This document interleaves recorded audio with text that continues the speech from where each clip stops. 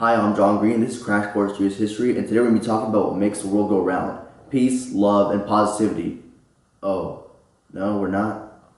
We'll be talking about money.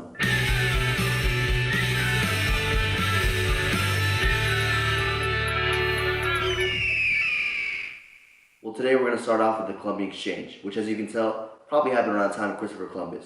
What's that stand? Thought bubble? Already? Well, folks, you heard him. Let's go to thought bubble. The Columbian Exchange began shortly after Columbus' arrival in the 1400s and lasted for about 200 years. It was an exchange between the Old World, or Europe, Africa, and Asia, and the New World that was soon to be America. The Old World brought sugar, rice, wheat, coffee, pigs, cows, and horses, which were really important when it came to transportation. But more importantly, they brought over smallpox, measles, bubonic plague, influenza, typhus, diphtheria, scarlet fever, and dysentery. Oh, dysentery, ruining everything from the start. So a combination of these diseases killed off 90% of the Native Americans, and then the New World, in return, gave Europe a bad case of syphilis. But fortunately, the New World gave them lots of goodies, including gold, silver, corn, potatoes, pineapples, tomatoes, tobacco, beans, vanilla, and chocolate. Without these, we wouldn't have chocolate.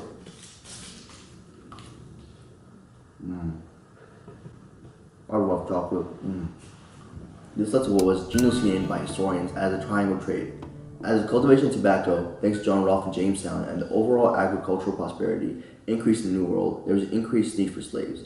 The Americans sent raw goods to Europe, where they got manufactured into better goods and sent to be sold for slaves in Africa, where those slaves were sent to work in Americas, and the whole triangle circle to continue until the mid-1700s. Thank you, Thought Bubble. Now, the overall technological conditions and success improved for the Americas, especially the staple economic foundation was tobacco production in colonies such as Virginia.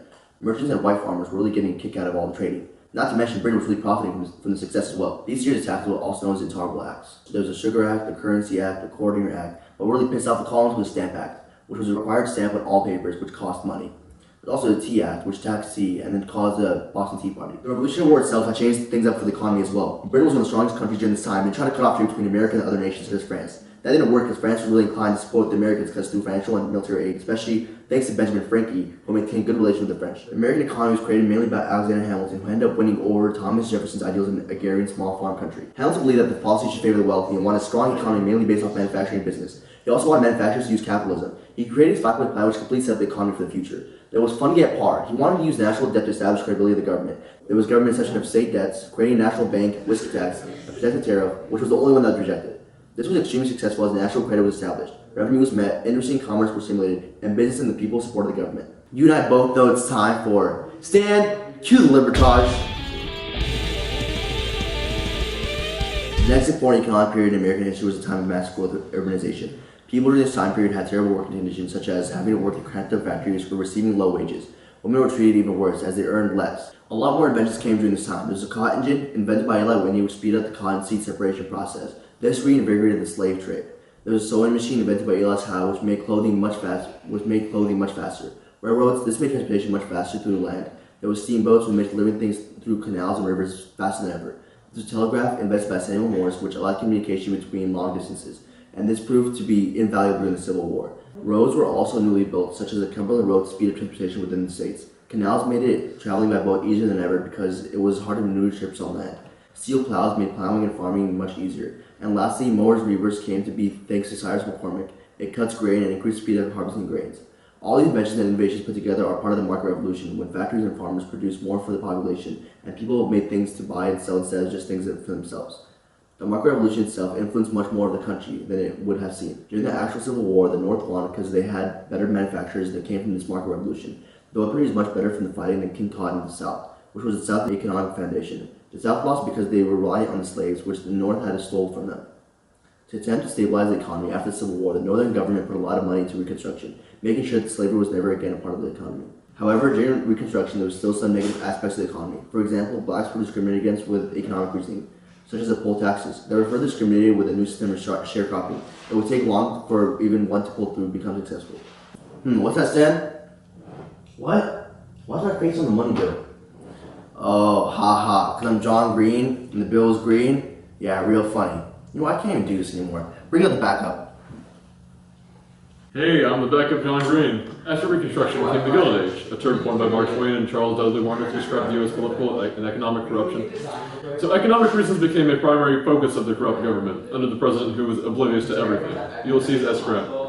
The economic scandals that occurred during this time period and under his highly scrutinizing presidency include Credit Mobilier, in which a fake company would charge the government more money for building the railroad, the whiskey ring, in which government officials would be illegally taking money from the whiskey taxes. Oh, it's time for the mystery document? You know, Stan, I think it's really hot in here. I'm gonna take a breath outside.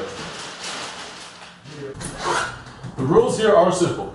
If I guess the author wrong, I get shocked by the shock pen, and if I get it right, I get shocked that I got it right. So let's get started. Alright, Stan, let's see what you got. The problem of our age is the proper administration of wealth, that the ties of brotherhood may still bind together the rich and poor in harmonious relationship.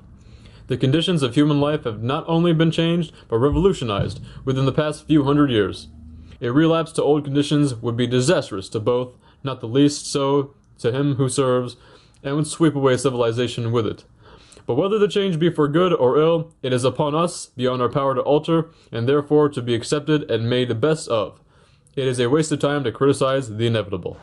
Alright, so this is most likely from the Gilded Age, and it's talking about the distribution of wealth among society, so I'm gonna guess Gospel of Wealth by Andrew Carnegie?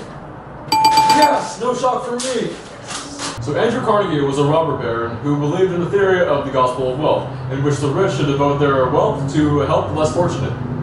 George Plunkett was from this time. Plunkett is famous for writing about Boss Tweed and Tammany Hall, which is his political machine.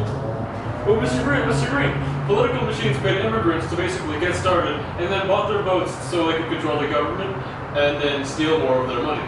What are you two doing here? Me from the past? You don't know what you're talking about. Me from the future? Okay, you already did this before. Alright, let's go. I'm gonna go back to the studio. Many monopolies were created during this time. The big business owners used social Darwinism to justify taking advantage of the workers. This would lead to the future of trust busting.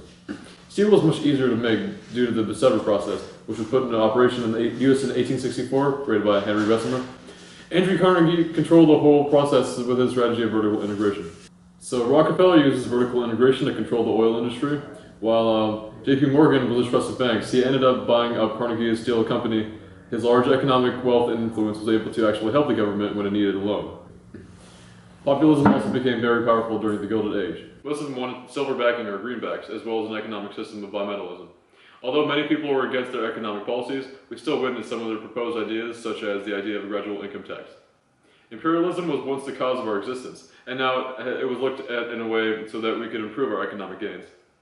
Teddy Roosevelt was a progressive president that believed that not all trusts are bad, but the bad ones had to either go or be reformed. The first one he abolished through the Supreme Court was none other than J.P. Morgan, who lent money to the government when needed. That goes to show karma doesn't exist. Haha, Stan. The U.S. economy was deeply impacted by progressivism due to the government's efforts to bust trusts and to get rid of political machines. For example, Roosevelt's successor, President Taft's goal was to end all trusts. President Wilson was also able to bust some trusts with the Clayton Antitrust Act. Well, World War I was also during Wilson's time, one of the three progressive presidents. World War I saw a lot of our industry creating weapons and sending it to Europe, until we ended up using it ourselves. Next up on the list, the Great Depression. No, you skipped the Roaring Twenties. Oh, Stan, why do you always have to ruin everything? Okay, fine, Stan. Well, the Roaring Twenties was a period of prosperity which would eventually lead to our downfall. People are overconfident, and overconfidence is cockiness, and cockiness is bad, and it leads to Great Depressions. Get back on track, please. We only have 12 minutes. Well, a lot of misconception lies around the Great Depression. Many people think that it is due to the bull market crash. However, that was only the sign, the turning point. The causes lie way back in the past. Most of this was due to Scott Mellon's tax policies, widening the gap between the rich and the poor due to taxes and other unfair wages. Also, there was the overproduction of goods, in which farms and factories produced way more than Americans can consume, so employees were laid off because farms and factories were not selling enough goods. The government passed the Agricultural Adjustment Act in order to help solve this problem. High tariffs like the Holly Smith tariff, which decreased exchange between America and other foreign nations because foreign nations also increased other tariffs, making both Americans and Europeans not want to trade with one another. Other causes of the Great Depression include stock market overspeculation and other expansion of credit. Aha, that was the trick to show you just how bad it is to have overexpansion of credit. Now you know why it led to the Great Depression. This basically ended up causing the government to pass one of the New Deal programs, which was the Federal Deposit Insurance Corporation, or FDIC, so that hopefully we do not have another one of those. President Hoover needed to fix things, and he thought that the trickle-down effect would work. By helping big businesses, you help all Americans. The period of time also witnessed the failure of 5,761 banks. There was 25% unemployment, there was a dust bowl, which was a drought that dramatically reduced the products that American farmers could cultivate and sell to nations worldwide. During this time, many advances came to farmers because of the dust bowl. Because this many dams were built as power supplies, these dams were still used today. Also, during the 1920s, the use of electricity was widely used in rural areas, not just in the cities. Basically, we would need another world war to help our economy come back to the way it was before. Because we needed jobs, and we needed to produce to sell, and we needed customers. Here, we should shut this part. Okay. Basically, we would need another world war to help our economy come back to the way it was before. Because we needed jobs, and we needed to produce, to sell, and we needed customers. We're going to end today with one of the important aspects of even today's culture. The oil embargo by OPEC greatly affected us, because we had become too dependent on oils. After this, a stagnant economy appeared where women and teens got less money for working, inflation, and depleted the U.S. Federal Reserve from the Vietnam War. Still today, we witness the effects of many economic policies from the past. Our government struggles from decisions made decades ago, such as how FDR's Social Security Act demands more and more money as we witness the growing up of the baby boomers. Crash Course is made with the assistance of all these nice people, and also with your support. All our animations were made by Thought Cafe, Shift Control, and a lot of other helpers. Thank you for watching Crash Course, and as they say in my hometown, don't forget their boba sales on Tuesdays, $3 for one, $5 for two. Thanks guys, see you next week.